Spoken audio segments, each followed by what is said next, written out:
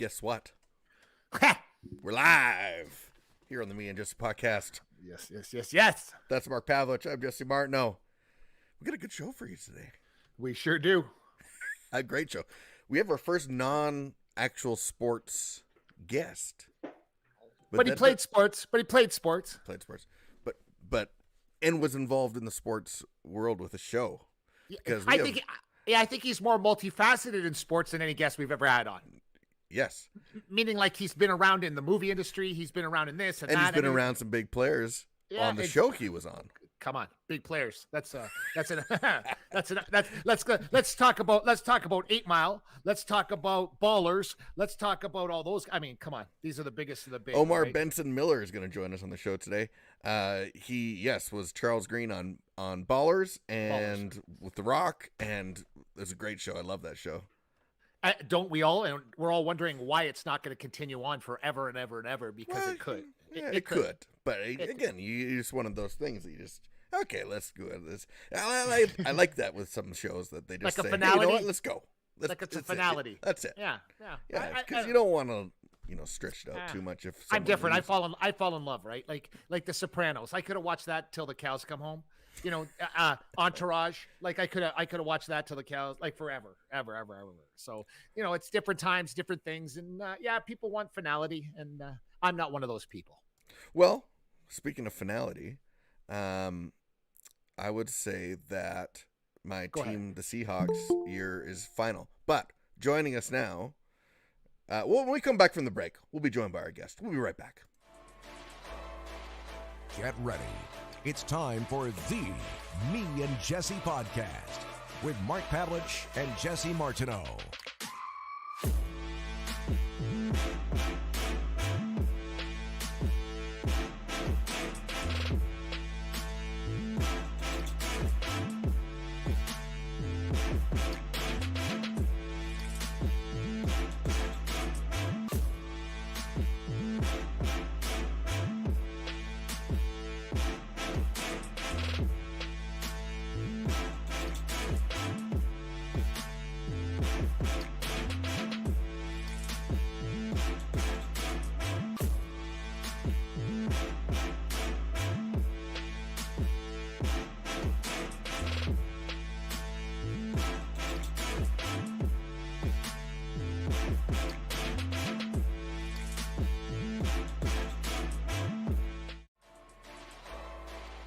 Get ready.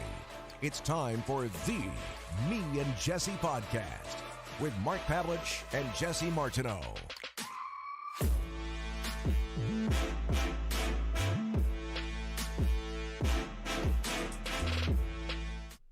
Welcome back, everybody, to the Me and Jesse podcast. I am Mark Pavlich in the far left with the bearded wonder, the one and only Jesse Martineau, and our special guest today. And I am a super fan. And I'm rarely a super fan of many people, but I'm a super fan of Omar Benson Miller. Everybody, welcome to our show. Yes. Thanks for having me. Well, thanks for joining us. It's awesome. And we were saying before the break that you're our first non-sports actual guest, but you probably know more sports athletes than maybe some athletes out there even. Oh man, yeah, I got a pretty extensive athlete resume and Rolodex in my phone. Who's on speed dial? Ballers changed that a lot. Yeah. A lot of people. It's funny because the athletes, the grass is always greener. Yeah. The athletes want to be actors, and all the actors want to be athletes. Wow, very interesting. Which athlete was the best actor on Ballers? He can get in trouble. He'll get in trouble too, though, for this. Well, I don't know because maybe the most natural. There's some people. Who was great that I was really surprised with was Alvin Kamara. Wow. He was actually. We did some scenes. He was super prepared. He was really good. But then you got a guy like Spice Adams, who now is the meme king. Everybody loves his. It's crazy. His shtick, his whole song and dance. Spice was in Ballers as well. That's awesome. Wow. When that show came out, I remember the very first time I watched it was actually on a plane. I'm like, what is this? And I hit the thing. I'm like, I was hooked. Like I watch it incessantly and then repeat now because it's on our streaming service Crave here in Canada. So we just keep watching it. But what was the story that you landed that show? Well, for me, I got a phone call because the guy that created the show is a guy named Steve Levinson. Yep. And I used to play basketball against him. There was a league that was an entertainment league. Used to be called the NBA Entertainment League. But It was a league where a whole bunch of different entertainers from every level, from producers to writers to actual former athletes, were playing basketball against each other once or twice a week. And it was a league. And eventually, as technology permitted, they started to stream it and all this stuff. Wow. Well, my team was actually pretty good. It was me. It was an actor named Robbie Jones. It was Terrell Owens. It was quite a few guys. We had a squad, and we actually blew out Lev, which is the guy that created Ballers. Blew them out. I mean, like, it was ugly, embarrassing. And he snapped his Achilles during the game. I remember it, and that's the only reason that I remembered it, because I remember him snapping his Achilles, being like, "Ooh, you never want to see that." No. Especially in a blowout.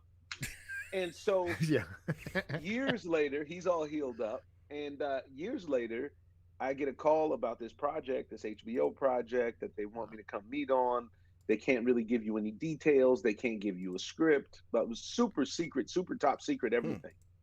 And I went in and I met with him, and then I auditioned with the material that they gave me. And I felt like I had a leg up because as soon as I walked in, his mom was in the office, and his mom was a great old lady that was like, "Oh, I love him on CSI Miami." And then she was almost dismissive with it. Yeah, it's cool. But anyways, I ended up getting the gig. Come to find that it's it was with Dwayne, and off to the races we went. And it was, man, that was a fun 5 years. Really fun ride. Oh yeah. How did you feel when it ended? Like, was that a thing that just like one day, like, we're gonna end this, or is that something that you know about? No, it ended on an anticlimactic I wasn't crazy for it, because we knew that there was going to be the last season, and the last season I think is only 8 episodes. That's right, yeah. And the way that it ended, I felt like the show's direction went towards separating the group and everybody having their own stories, as opposed to how we started. It was more about the guys being together. Totally. So the show went that direction, which was, an artistic choice. And my favorite stuff in the show was more about when all of the worlds collided. Yeah. That's great. That was good. Staying at what's crazy? When we got you on as a guest, we have a dear friend. Jesse and I have a very dear friend that lives in our city that knows you very well. So Jolena Marjinovic, she's been on our show, and she's listen, I love maybe 20 people in the world, maybe 20 max. Okay. I live 20 max. Man, it's like so tight, okay? It's really tight. I know 2 people in this world that know you very well, and one of them is Jolena, who I love very much. And the second, and you won't even believe this, he messages me today. He said, "Mark, you tell him I said hello." And I said, when people say that stuff to you when you're famous, so like, tell him I said hello. I get it all the time. And you won't remember this guy. But this guy you're going to remember, because everywhere I go in the world, you've been to Winnipeg, Alberta, you've been to Winnipeg, Manitoba 10 years ago, you did a movie. You remember that? Of course. 16 now. Okay, watch this. Now watch it. I've done this many times, and he's never been wrong, this gentleman. And I said, let's hope he's on the line now. He's on the line. Listen, and the only guy I would ever ask this for, because I've done it with him 50 times and everybody knows who he is. His name is Sabino Tamilio. Sabino, it is Sabino. That's why I said it's Bobby and Sabino. Boom. Sabino's my guy. Well, listen. Now, this is the crazy part. I love Sabino's one of the 20. Sabino's one of the 20. So Sabino, everybody with my last name is in that category. Jolena, Sabino, Jesse. There's just 20, maybe 20, 25 max. But Sabino messaged me today, and he said, and I know Sabino for 20 years. He's like, "Mark, tell him I said hello." And I'm like, "Yeah, no, I was almost ready not to, but it was Sabino." No, he's right. It's Sabino. So I was like, I have to do it. He's right. So I shot a film called "Shall We Dance" with Jennifer Lopez and Richard Gere. Yeah, that's right. Stanley Tucci, Susan Sarandon, my friend Bobby Cannavale. Wow. We had a blast in Winnipeg in one summer. If you remember, COVID is running havoc all over the world for the last couple of years. Well, COVID is SARS-CoV-2, but the original SARS was out in 2003 when we were gonna make Shall We Dance. Originally, we were supposed to make the film in Toronto, and SARS broke out in Toronto, and they were having a hard time getting the film insured, so they moved the film to Winnipeg. Wow. So all of this happened before I got involved. I actually got involved late because I was supposed to be making another movie, and then it fell through, and then I was doing something else. Then this came back around, yada, yada, yada, yada. So I end up in Winnipeg, never been to Winnipeg before in my life. And one thing that I'll say, I haven't been to Edmonton yet, but I imagine it's the same with Edmonton as it is with Winnipeg, because cold weather cities in the summer are the funnest places you can. 100%, right. 100%. You are. So I'm from Los Angeles, so the weather is very agreeable all the time, for the most part. And so when I got to Winnipeg, I went to Winnipeg, never been there before, and man, we had a blast over that summer. Yeah. And so we rented a house, and I mean, a good amount of the day, a good 5 to 8 hours a day, I just had to dance, because I got into the movie late. Oh, that's right. Yeah. So they had already been practicing, and I had to get up to speed to learn how to do all of those ballroom dances. Wow. And man, between filming and rehearsing, we end up meeting Sabino. Yeah. And Sabino at the time, man, Sabino, he had all kind of places. He had bars, he had restaurants, everything. Are you crazy? He was Mr. Winnipeg. And we connected with him and my buddy Bobby, who owned a spot called Dirty Laundry in Winnipeg. And there was a bar, fantastic bar right there on, what's their main drag? Is it Cortlandt Street? I don't remember the name of the street, but I had the same treatment. Yeah. And man, oh man, we had a blast. We really, really had a blast. I had to bring it up because, and same with Jolena, right? Like Jolena and I know each other for 20 years, maybe even more. And I'm Croatian and she's Serbian, right? Which that is like a no-go zone for us. You know what I mean? But for some reason, her and I amalgamated together, and it was like my wife loves her, my son loves her, my daughter loves. I mean, we all love her. It just goes to show, man. We're all the same. Amen. It does. It really does. It really does show that, because she comes to my house for dinner. We've had many Jesse and I and Jelena and some other friends have had some tequila nights at my fire pit. And and Jelena, I was yelling when she went down for the count. I was like, "Come on, Chip, get up, Chip." Because she tried to drink tequila with us, and she can say whatever she wants, and she can chime in whenever she wants, but she knows, don't drink tequila with me and Jesse. It's a bad idea. Bad. I mean, anybody who's got a beard like that has to be able to put the alcohol away. Sure can. It's gonna make you shave. This 250 doesn't. Can't have that beard. It's not a lightweight. Drink. Exactly. Omar, how did you get into acting? Was it something that fell in your lap, or is that like high school kind of dream? I want to act. No, not at all. I was an athlete. I played sports, and then I stumbled into the theater when I was in college, and there was a professor there that really guided me and shepherded me. And he helped me hone my talent. Then another professor at the school connected me to a friend of hers who was an agent. And, it was a real blessing, because I got in to the industry on a professional level right when the projects that would launch my career were casting. So I went to school in San Jose, and I moved back home to Los Angeles, and around that time is when they were casting 8 Mile. Wow. And I had a series of auditions in the summer of 2001, and I had an audition set for 9/11, I do believe it was. It was either for 9/11 or 9/12, and then 9/11 happened. Wow. And so everything was on hold, and they pressed my audition, and they pushed it till October, and then they flew me out to Detroit to meet the director, because if you remember, planes were all messed up. You couldn't fly around. Right. Nothing was, what I mean? It was all messed up. And so I remember meeting the director in Detroit. It was my first time flying first class. It was my first time, there was so many firsts in that experience. And I ended up getting the job, and man, it changed my life. Best Completely party, changed best my party, life. best party of all time too. It was the best party that I've ever been to. Was Well, the you New said Year's it. of That's what I heard. New Year's 2001 to 2002. Nobody is. I mean, you'd have to be like a Roman emperor to have a better party than this one. When you run around with, I mean, the status that Eminem has in Detroit, I can't even explain to you guys. Wow. Yeah. What? Yeah. So I'm a big Eminem fan. It was an eye-opening experience. Yeah, well, I've only seen 8 Mile 47 times. So, you know, I grew up in Windsor, Ontario, right across from Detroit. Oh, so what happened was when you grow up in Windsor, Ontario, your obsession becomes Detroit.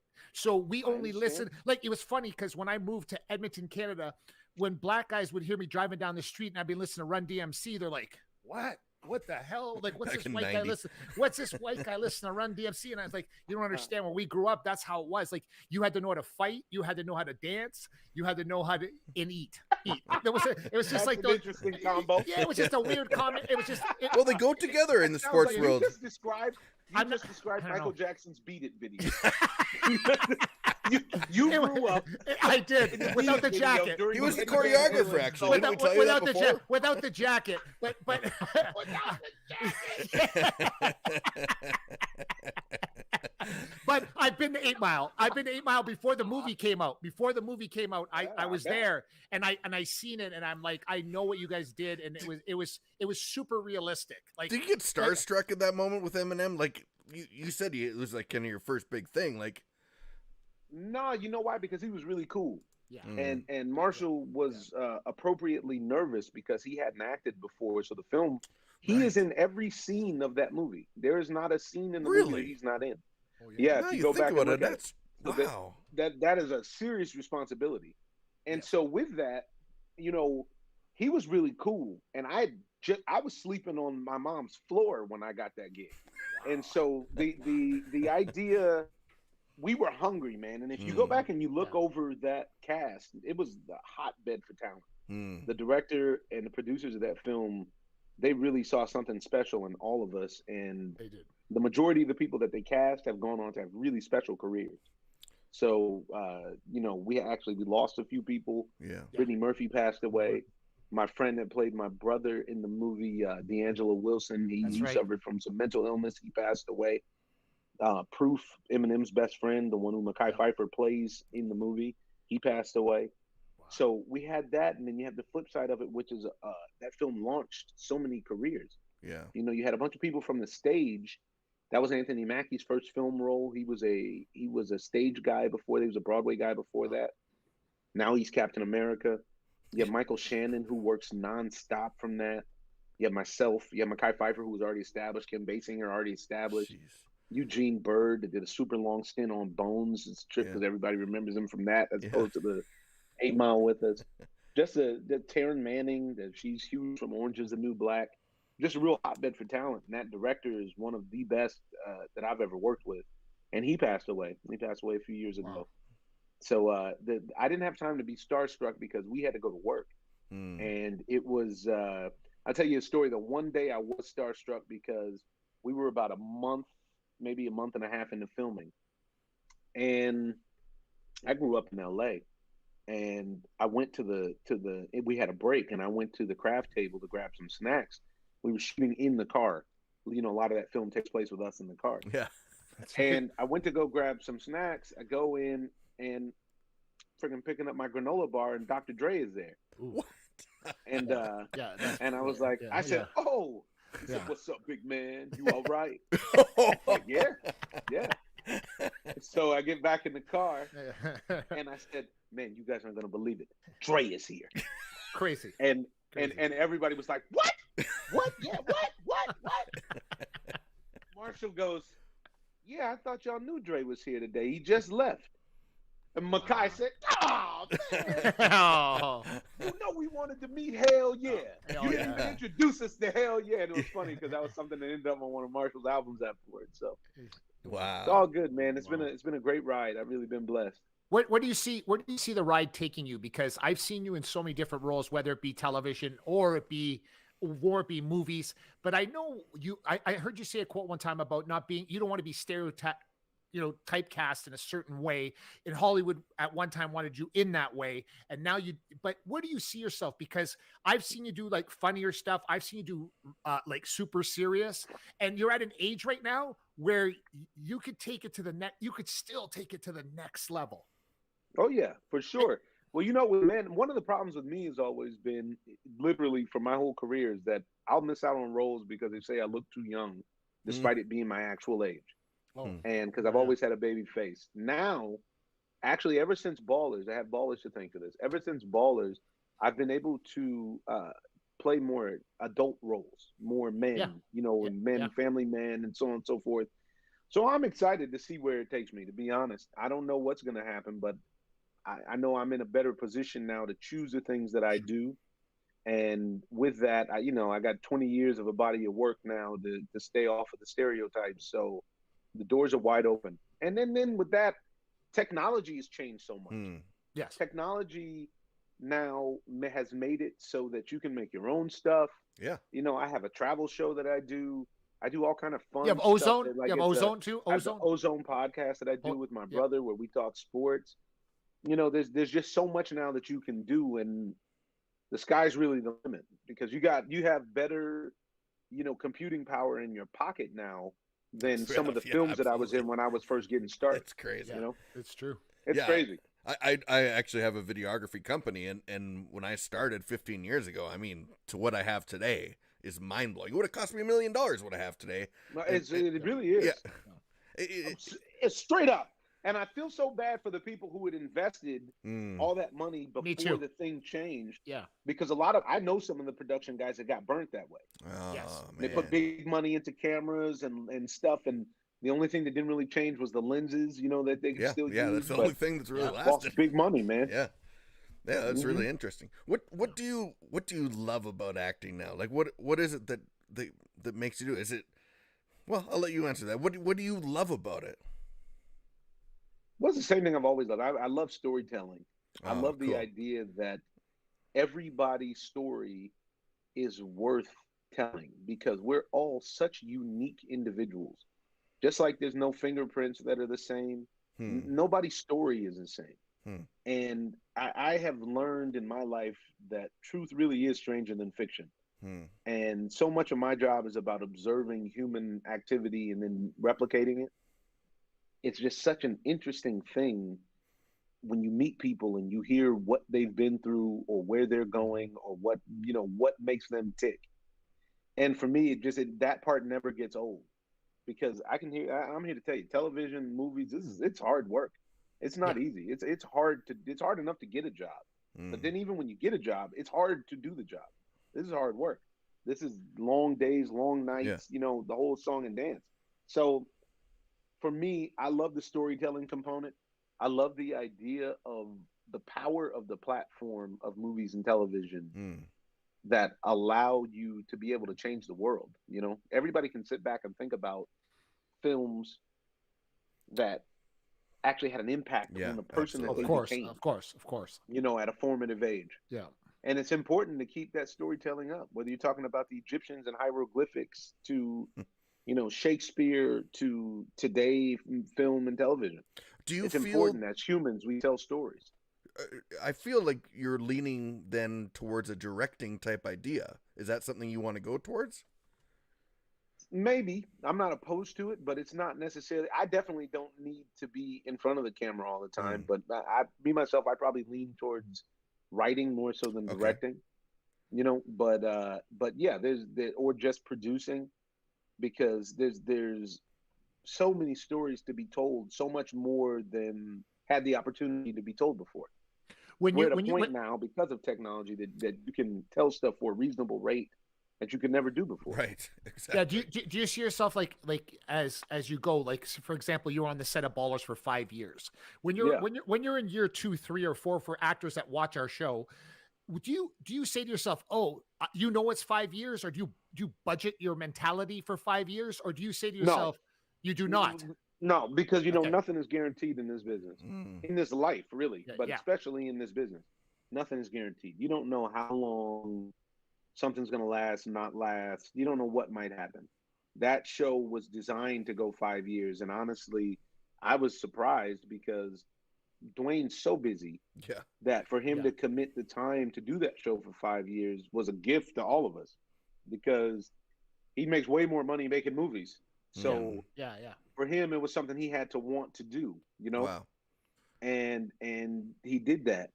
And so for me, this is why I prefer movies to television. The industry has changed so much because movies now, it's pretty much only blockbusters that get made. Yeah, that's true. You know, in the past, the kind of movies that I like, they're very hard to get made now. Yeah. So it's not as easy. That's why you see me on television more. But if it was up to me, I like the movies because you have a hard start date, a hard stop date. Television, you have to think about your character constantly. You know, constantly where you are in the story, in the overall story of the piece. Yes. What about let's talk about the dichotomy between like Netflix idea versus a movie then, because you say yourself, I like the story. I like the movies that don't get funded as much, as Mark and I both do as well. It seems like the streaming services can take a little more time now and share a longer story over a series or 8 episodes, let's say. Let's talk about like The Queen's Gambit, for example. 8 episodes, you know, here's a story. It's too long for a movie, but we can share a story in a more intimate way. What do you think that's something that could change the movie industry that way more? I don't know. I mean, it's really popular now. They're called limited series. Yeah. And so I have the next project I have coming out is a limited series, which is Samuel L. Jackson's first television show. Wow. It's a limited series. It's going to be, I think, 6 or 7 episodes, maybe 5 or 6 episodes total for Apple TV. Okay. And somebody like him, you'll never get him to commit to an open-ended television thing. Right. Because the commitment really is, it's a different commitment than when you make a film or a story that is close-ended, you know? So I think there's a space for it. Me personally, I love going to the movies. Yeah, me too. As nice as I have my home system laid out and how comfortable it is and this and the other. To me, nothing beats going to the movie. I love going to the movie. Yeah. We actually, I'm in a movie club. club. Experience. Yeah, we're like, as much as we talk about sports, we talk about movies just about the same amount. And we're big movie people, not watching them at home, going to the actual theater, eating eating no matter. Man. Have to have popcorn. Yeah, it is. And yet now that is becoming less and less likely unless somebody's wearing a cape or some sort of superhero piece, you know. So now you've been in you've been in some big franchises with the Ninja Turtles and Transformers. I mean, crying out loud, that's huge. So I mean, obviously there's a part where you get paid to be in those things, but there's the story part that we've really lacked over the last maybe decade, even for some. I mean, obviously there's a few coming through, but I remember the time they're just harder to they're not as mainstream. Right, so you select theaters and that's a difficult, and that's for a lot of people who live in a lot of places. You may not have independent movie theater options, and it's always easy to find the latest Marvel movie. Yeah, it's always easy to find the latest. You know what I mean? But guys, it's the same. Isn't the same philosophy with anything? It's easier to drive through Starbucks, but I'd cut my fingers off before I drink that coffee than going to mom and pop. You are preaching to the whole choir. I can't drink a shitty cup of coffee if you paid me. I will go to mom. I'd rather just not have it. Me too. I will go on Google to find mom and pop's coffee shop. And I will go and drink. And I can't remember. It's been 10 years since I've even put a Starbucks in my mouth. And it's the same thing with movies. No offense to the Marvel people and the people and others. You couldn't pay me to sit in a theater to watch that. I need to have substance. It has to be like it grabs my heart. Yeah. I disappear. You understand? People want to talk about like your brain is here, your brain is there. When you go to the movies and you go and have your popcorn, and I go to the same theater and they layer my popcorn for me. That's how. Okay, so you gotta get it layered. It's all about the layer. And for 35 years, my wife's been dumping M&Ms. She thinks I don't know. As I'm watching the movie, she dumps the M&Ms inside my popcorn because I'm in Neverland, man. I'm out there. I'm in space. You believe it. You're in. Like the second the guy puts his phone on and the screen comes up, that's when a guy should get a slap in the back of the head. You know what I mean? Because you're disrupting what I'm doing.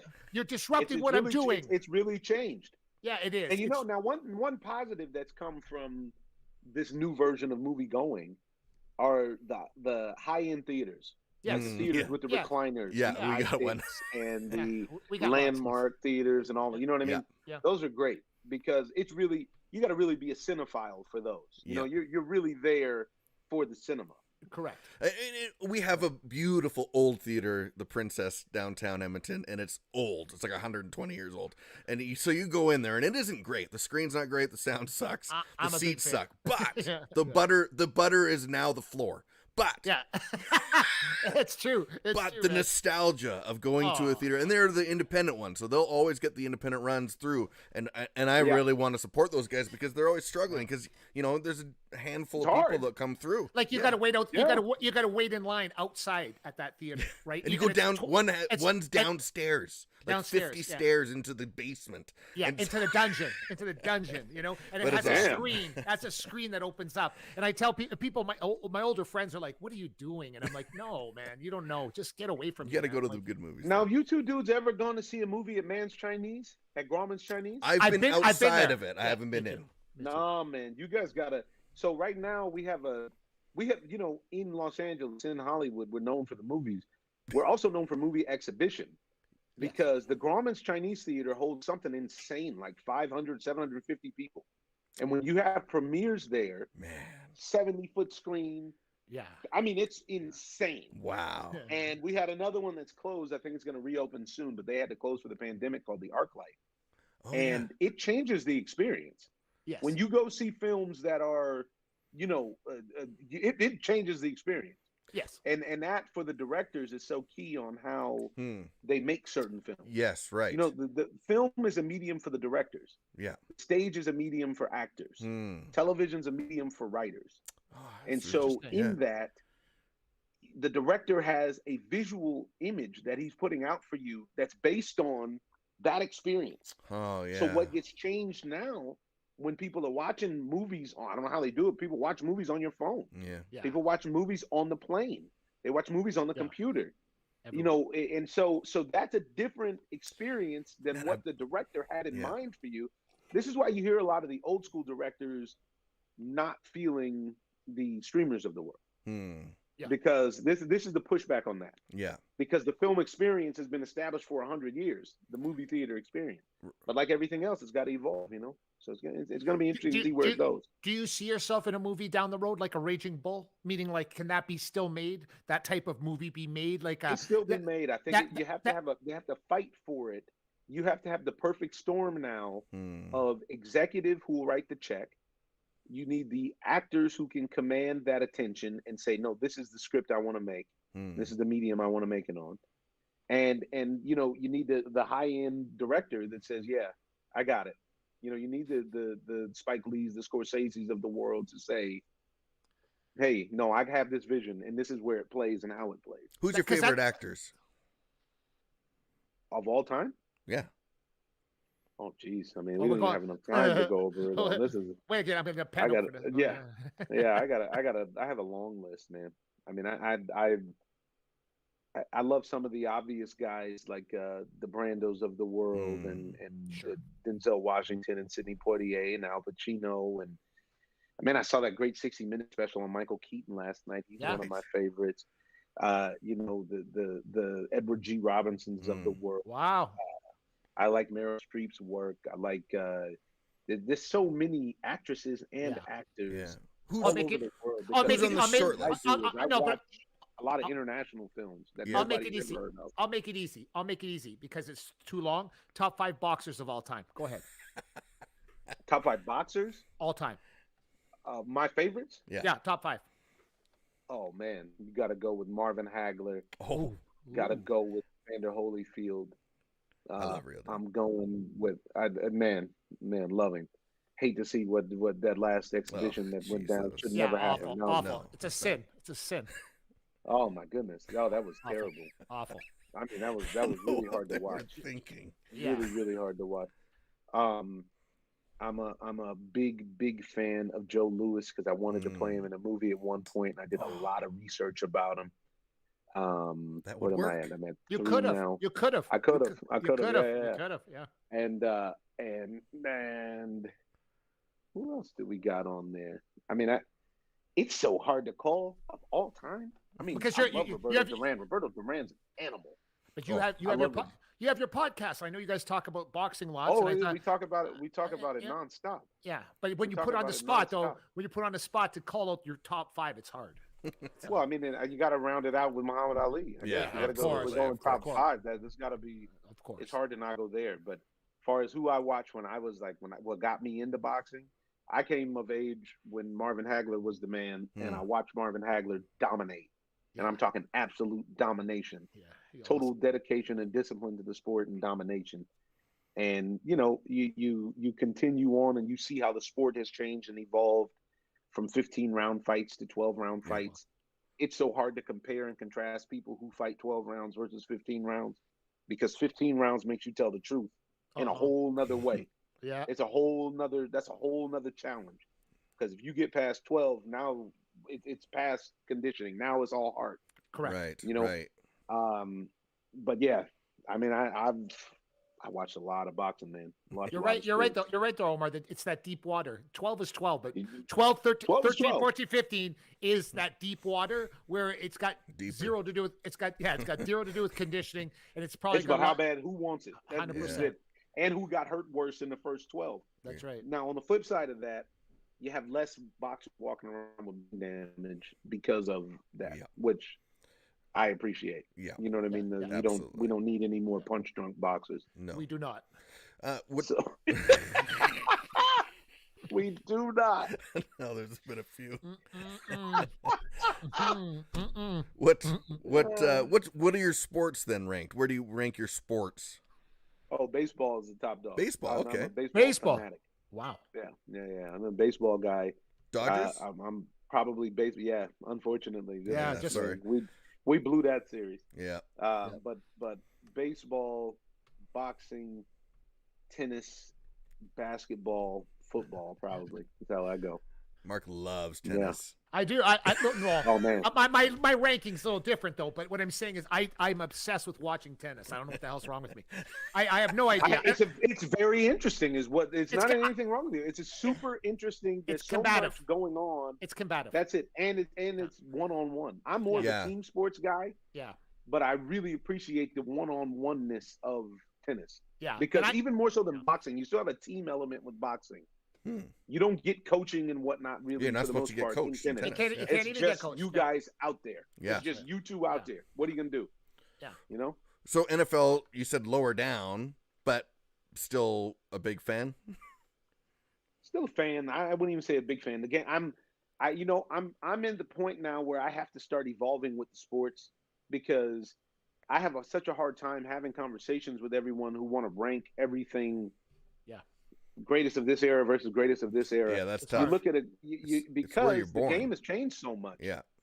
And it's when you're born because, man, honest to God, if Dan Marino played in the league today, and I single him out, Dan Marino plays in a league where guys literally just throw the ball up to get quarterbacks just throw the ball up to get penalties because they've changed the rules on how you can guard a guy. Yeah, that's right. You can't really hurt and punish the quarterback like you did when he was playing. Dan Marino might have like 500,000 yards. Yeah. If he played Well, I always say that about Joe Montana too. Joe Montana took an absolute beating. I mean, are you crazy? He took a beating. Yeah. Lawrence Taylor changed his life. Yeah. He changed a few lives, but he changed his too. Yeah. And so with that, you wonder. You know, I love watching the guys now. It's hard to front on Brady. Brady's, I mean, jeez, no, you can't. He's been able to hang around long enough to watch the game evolve so that he can take advantage of the softer version of the game. But just like how baseball has evolved and basketball to me has evolved for the worse, more so out of any sport. But it's a situation where I'm a fan, but it's hard for me to watch in full appreciation because you have to put your helmet on to say, oh yeah, that's for now. Right. Yes. Right. Yes. You know, in general, you can be a softer professional athlete now than at any other point in history, I would say. It's the same as especially at the point where the guys had to have like off-season jobs and stuff like that. Yeah. But it's like Brady when he said he was even saying recently, I think it was a week ago, when he was calling out how it's unfair for defensive players in the NFL now. This is the Yeah, greatest it quarterback is. of Yeah. all time. It's It is. unfair. It's unfair.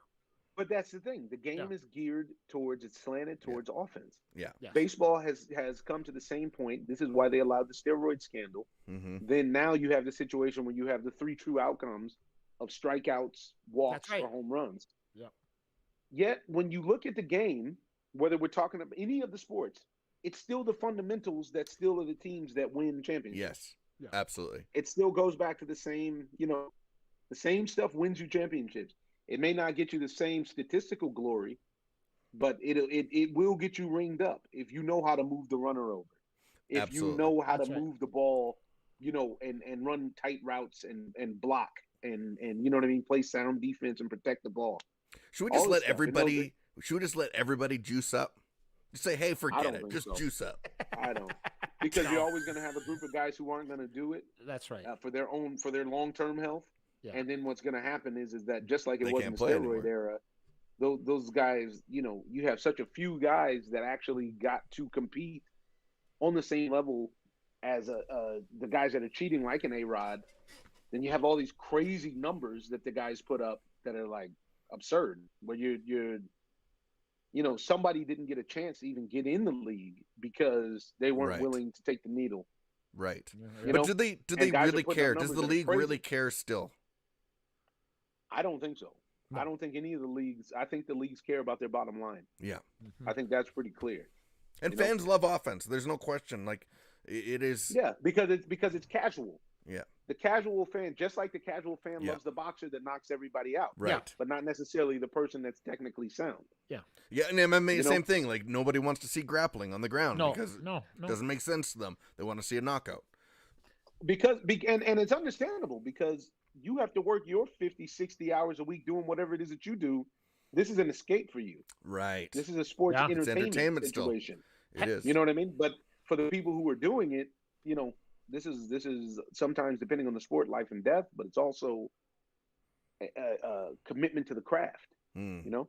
That's why Floyd never gets in anybody's top 5. No one ever says Floyd. Nobody. It's crazy. That's but interesting. You have to be a specific fan to say for that. that. Yeah. And the fan that you have to be is usually the kind of person who hasn't watched other fighters. Yeah. If that's where you're going, because it's fighting guys after their prime, before their prime, Yep. defensive fighting, not ever necessarily taking all the challenges. Your business acumen is through the roof. Yeah, You make more absolutely. money doing it than everybody. Yep. But for people who actually watch, you don't get that same level of respect. What's your take on the business side of it all? Like, say the Paul brothers and all that stuff now, with the business getting paid side. I think that a big reason that people like the Pauls can come in and make noise goes to show the vulnerability of the lack of matchmaking. Correct. Mm. When you allow guys, because of their stables, I'm with this promoter, you're with that promoter, but it's the public that wants to see these guys fight, and these fights don't happen. Correct. You now open the window to spectacle. Right. And what has happened is these guys who are really great showmen, because that's what the Yep. internet stardom and YouTubing is about. Yep. They're great showmen. And they figured out how to apply that to the world of boxing, Yep. which isn't even really boxing because they haven't fought any boxers. That's right. All of them, they're you know what I mean? They're ex MMA fighters, ex-MMA fighters. And then with Logan fighting Floyd Mayweather, Yeah. I mean, it's for one, the guy's obviously retired for a reason. Yeah. And then on top of that, 50 pounds. you have a situation where he's outweighing the guy by 60-something pounds. Yep. So now he's talking about fighting Mike Tyson. Well, now you're in a position where all of this stuff, you'll have these guys on your resume. There's nobody alive that actually saw either of those guys fight in their prime that would then say, Yes. give you the same respect for fighting both of those guys in their senior citizen situation. Yeah, exactly. Exactly. But if the actual trained boxers Mm. who were fighting who they're supposed to fight, meaning the highest level of competition, there would even be an interest in that. There would be no space for that. Right. Yeah. But the trained fighters are so busy protecting what they think is their legacy, which, it's unfortunate that somehow or another being undefeated trumped the best competition. Yeah, absolutely. Because you can even look at a situation like with that last Wilder Fury fight. Yeah. I bet you Deontay Wilder gained more fans in that fight than in all of the fights that he won. 1,000%. Yeah, 1,000%. Yeah. You know what I mean? And and there are situations where you win even though you lose. Yeah, that was one of them. And there's people like to see people fight. Yeah. As in survive and fight and dig down deep and face their fears and all that. This low risk version of boxing that they've created it's great to bamboozle the general public. And this is why guys like Floyd Mayweather, will say, I'm the best at legalized bank robbery. They know what it is. Yeah. And to their credit, no one makes anyone fight a Logan Paul or Jake Paul. I'm sorry, not no one makes them fight them. No one makes anybody buy those fights. That's on you. Yep. Yeah. If you choose to buy that's right. You chose to buy that. Yeah. Floyd Mayweather didn't put a gun to anybody's head and make them buy a pay-per-view. No. He didn't do that. That's on you guys. No. Do you say then it's interesting then, because we talked about blockbuster movies and this kind of the same mentality, isn't it? Somewhat, except for the blockbuster movies. It's about conservatism and mitigated risk for sure. But the difference is one is much more of a team sport. Yes. There is the spontaneity of sports changes everything. Right. And the idea that anything could happen. So there's a different story going on, but it's storytelling nonetheless. Omar, what's on the jump, fellas? Okay, buddy. We can't thank you enough for being on the show. That's for sure. We kept you longer than expected, but that's what happens on the Me and Jesse podcast, man. That's it. That's what happens when you hang out with you and Jesse. Come up to Edmonton. We'll show you around. Make sure it's the summer, though. You don't want to be here in the winter. Come in the summer. You not have to worry about me showing up in the winter. I can tell you that.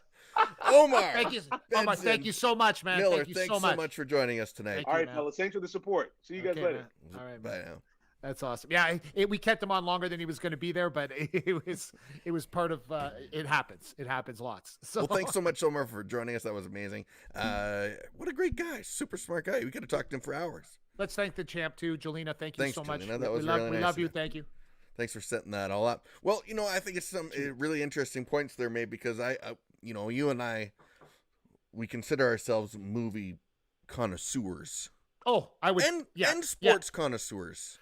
But yes, because it's a quality issue. Yes. So people can talk about like people want to talk about sports. Me and you talk about sports in a very different way than most people, and we also talk about movies in a different way. Yeah. So what happens is, like, when you ask people, hey, it's interesting when you asked him what his favorite actors were, Jesse, right? It's his favorite actors and our favorite actors all line up, right? But it's funny though, if you ask other people, and I'm not saying you have the wrong answer. I'm just saying those aren't really movie, like, when you even say the theater, when you were talking about the Garneau Theater, right? You were talking about how to go to those kind of theaters. 99% of people in Edmonton have never watched a movie in that. The Princess or the Garneau, yeah, exactly. Excuse me, or Princess or the Garneau, right? And they've never been in the theater. They've never seen it before. They would probably complain that the seat doesn't recline. They would complain that that it's not like overly comfortable, the chair. It's just a chair, and so that's what happens with people. And then they get used to like the recliner. They get used to all that stuff. They get used to ordering food at their place, and that's kind of how people think. I mean, I understand the business aspect of things, and I get it. I understand why there's offensive push in the NFL. I understand why the Pauls make money. I understand why Floyd makes money. I understand why there's blockbuster movies. That being said, the story being unfolded, that something like this is where I respect Major League Baseball. Even though they've trying to do a more offensive push and speed it up a bit, they can't change it so much that it still unveils a story. You play 160 plus games through a season. October rolls around. Here we are, the final two teams, and every single pitch, every single out, every single inning builds upon the story that the whole season told. And some people say, well, that's boring. It's too much. It's too long. But it allows, the real good things allow for the story to be told. And that's where I think baseball figured it out, is that, thing. And why, why can an NFL game end in a tie? It's ludicrous that something like that could end in a tie. I agree. It's crazy that you have to resort to a shootout in hockey to tell the end. But at least there's some finality, I guess. But still, like, we love the story being told. And again, like the blockbuster movies, I get it. They have action, they have entertainment, kids like them, and you can go and you can escape for a few hours. But how much better payoff is it for the long run, I always say. And that's where I find that, like Netflix and especially English television, like English show, like one of our favorite shows, Peaky Blinders, for example, the slow roll of that show, where they don't have to tell you or don't have to do something crazy in the last 5 minutes to get you to watch the next week, like most television shows do. They resort to gimmicks. And sports in the entertainment of the sport, because we have to understand sports is entertainment. It's entertainment. Like, yes, there's lives involved. Yes, there's risk, and yes, there's big money on the line. But at the end of the day, for the fan, it's entertainment for us. Oh, definitely. And so that being said, all of that being said, what we still love is the story. That's why we keep watching. And we can't stop watching. Oh, it would be crazy if we did. Yeah, we can't stop watching. But we need it. We're humans. We need the story. But it was different today because having Omar on the show, right? And you have to remember, I remember him in 8 Mile, and I grew up near 8 Mile, right? And then he knows 2 people that are in my top 25 list, and I was like, what's the chances of that even happening, right? And he what happens is that, and you know what's funny about him too? He is that guy that's been those characters in CSI. He was in Ballers. He was a little more serious of a character in Ballers. He was great in that. He was so funny. He was fantastic. He was funny too, but real. Like he was so. But it was very different, right? Yeah. And what I'm saying is that he's that character that can be that guy that he can he can act, and that's what I'm trying to say. Yeah. He can act. He can act. So if we see him in something bigger one day and he wins something because he's in that, I wouldn't be shocked. No, you know what I mean? I think he should get a shot. And again, you guys, like, you talk to someone like that comes on a podcast and willing to spend time with us, like that's down to earth to me. And those are the kind of guys that deserve a shot to me. I really think that. Like if you look on how long we've been doing the podcast since January 1st, right? We've been doing the podcast, the Me and Jesse podcast with sports since January 1st. Look at the guests we've had on this show. Okay. It is mind-boggling to even go down the list. Someone I met randomly that watches the show yesterday while I was fishing said, "Hey, how do you get these amazing guests?" Well, I said, that's Mark, for one, because he's relentless. But it is incredible, the level of guests that have been on this show. And you know what? The thing is, people always say that too. They're like, "Oh, you should just get this person on the show." And I'm like, "No, we can't have that person on the show." And they're like, "Why not?" And I'm like, "Because they're a dud." Because they're a dud. Yeah, you need Connor McDavid will suck in an interview. Oh, he would kill us. How long would he be on for? 4 minutes? Maybe 20 years when he's retired. Yes, and he wants to get it off his chest. When he wants to get it off his chest, right? And then how he comes on the show. Yeah, the team is that he plays for. No, times have changed, my friend. Times have changed. Hey, You're not going to get. I was the first to say that they could win a championship. Listen, the problem is, you still. can say whatever. I know. No, I said they could. I'm telling you right now, things are different because the Oilers are going to go far this year, and the Raiders are going to make the playoffs, and you're not going to go. It's not going to go good with you at all. Well, the Raiders right now can still make the playoffs with my prediction. Yeah, because that division's so bad right now. What is up with the Chiefs? Oh my God, man! 3 points. I couldn't even tell you. Let me explain this to you. In the inside right now, there's like a symphony of joy going on. No, all right? I don't like them either, but because I can't stand them. Hate them. I know. I despise them. Yes. And you know what, too? But what is wrong? No, it's not even that.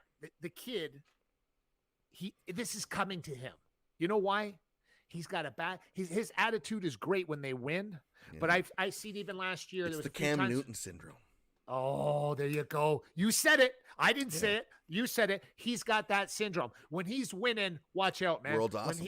when he's losing right now, wow, he has to dig somewhere where he's never gone before. Yeah. And I'm telling you, man, it's a big thing with him right now. And listen, it don't hurt my feelings at all. I'm all happy with it. So KC can keep losing us all out, as much as I care. Well, yeah, absolutely. You're in, and really the Raiders are in good spot with that, with everybody else losing, and they just keep winning. So I mean, really, they have a few, 3 games cushion. Yeah, but don't forget too though, the schedule's a titch relaxed, right? Like, so like we play the Jets next. Yeah, no, you got with a bye, right? Yeah. So we have a bye, which we have a bunch of guys hurt. And then we play the Jets. So once again, you get this momentum going with the new coach, who I love very much, and you get the momentum. Better than John, I can tell you that. Well, you know why he's just better? You know why he's just better? Because people slept on this guy. 39 years coaching, never got a shot. This is how you get your shot. And you know what he does? He's the guy that you go, where's the screwdriver? And he goes, it's over there on the left shelf. You go, where's the hammer? He goes, it's over there right next to the toolbox. You get what I'm saying, Jesse? He's that guy. He knows where everything is. You don't have to ask him. That's what makes him different. That's what's going to make he's never going to be flashy. He's never going to do great. Well, they did what they needed to do, and I don't know why they haven't done this, but they did something that they don't normally do. They ran the ball. Yes. Both backs, Kenyon Drake and Jacobs had great days on the ground. They forget this though. Kenyon Drake is Josh Jacobs. Jock Jays is Kenyon Drake. So if the one's not in the game, the other one can go in, and it's like they didn't miss a beat, and that's exactly what happened. So Derek Carr doesn't have to consistently think he has to take over the world. Listen, I've shit on Derek Carr more than anybody, but I'll tell you this much. When he starts to finally realize that he doesn't have to take over the entire game himself, the Raiders will keep winning. So he's learned that this year. He's learned that, oh my God, look at who I got over here to throw the ball. Ruggs. And you know what? I can throw it 20 yards past him, and he'll catch up. He'll catch it. He'll catch up to the ball. So this is what I'm trying to tell people. It's not his fault. It's just his fault. He needed to get into his brain that he wasn't the main reason that he had to win every week. There's other people here to help you a lot, like Max Crosby on the defense that's starting to show up now and put it on people. There's a lot of good players on this team. Now, to talk about your Seattle Seahawks, it's default. You can't even make fun of Seattle. You can't shit talk Seattle. You can't make fun of them. It's not allowed, guys. You know why? Because it's not because you're playing bad. It's because you don't have any players anymore. Like Russell's the guy. It shows how good Russell is. Hey, listen. Let's do this then. Tell Brady to sit out 3 games and see what happens. Okay. Well, they still have a great team. But they wouldn't have a great quarterback. Okay? Not right now, no. No. So that's my point. My point is there's a few teams, if you took that one guy out and your team fell into that category. Oh, yeah. Everyone knew. We all knew. Like, if Russell goes down, we're in trouble. And how he can go down in this version of the NFL is mind-boggling. Well, here it's crazy. Like, plays 10 years, gets hit more than any other quarterback in NFL history. Unbelievable. And his injury that takes him out is a finger. Yeah. But what I'm saying, what I'm saying is not just the finger, but I'm saying is that he does get hit more because your offensive line sucks. Oh, it's been brutal. And it sucked even when back in the day when you won the Super Bowl. It's never been good. Like I've said it on the show many times. If he had the Dallas Cowboys offensive line, he'd win 4 Super Bowls in a row. But and people better slow down on this whole Cowboy train they're on right now. No, I don't know about that. Well, we'll see. It's going to get derailed. Dak can throw, man. I have respect for Dak. I like Dak too, but I'm just saying that it's the Cowboy curse, man. And well, there is that they have to overcome. There's a curse. There is that. It is a real thing. The Leafs know well what ask that them. is. Go ask them. Go ask the Leafs. It's the same thing, man. It's like there's some teams that are just cursed, and the Cowboys are cursed, and the Leafs are going to be cursed for my lifetime. So it's fantastic. If you have any glass issues, if you're little Johnny, he's playing baseball outside and he throws a ball through your window, boom, smash. Call 310 Glass because Crystal Glass has all your glass needs covered, everybody. And you can also check them out at crystalglass.ca. Thank you so much for sponsoring. And the only glass company we use. Absolutely. Absolutely. Thank you so much, Omar, for joining us tonight. Yes, that was awesome. And again, I always liked him. I remember from Ballers. It's kind of weird. Now I think back watching the show, I'm like, man, this guy is someone cool that I think I would like to hang out with. Hey, when you watched 8 Mile, he was the guy on 8 Mile too. You're like, oh, this guy's cool, man. Like, you know what I mean? But you know what's funny? The connection between him knowing Jolena and him knowing Sabino from Winnipeg. It's crazy. Listen, if the city of Winnipeg had any sense whatsoever, okay, they would make Sabino immediately go to his house with a big bag of money and say, we want you to be the ambassador for the city of Winnipeg. Because I have met hundreds of people that know Sabino from other cities that say, oh my God, that guy showed us the greatest time. When I was in Winnipeg many years ago with him, it was like Moses parting the Red Sea when we walked into places. We would go into a Chinese restaurant. They were speaking Let's Chinese. Get a road trip going to Winnipeg. It's mandatory. He is fantastic. But what I'm saying is great relationships are important. Until next time, everybody. Thanks, Omar, once again. Thanks, Mark. Thanks for watching tonight. This has been a great show. And hey, head over to our social media. It's just at Me and Jesse. You can find us. Watch old shows that maybe you've missed. They're all still there too, because we've had incredible guests, and everyone's worth another watch. So head over there. Thanks for watching. Thanks for tuning in. We'll see you next time on the Me and Jesse podcast. Go fishing. Okay. Thanks for watching the Me and Jesse podcast. Follow us at facebook.com/Me and Jesse.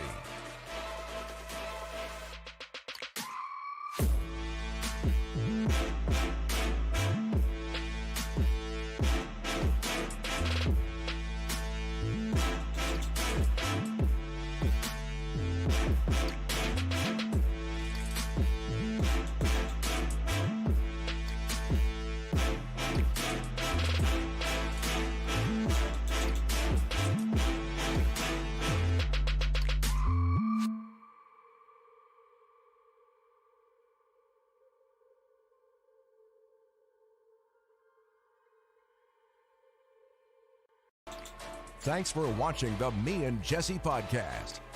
Follow us at facebook.com/Me and Jesse.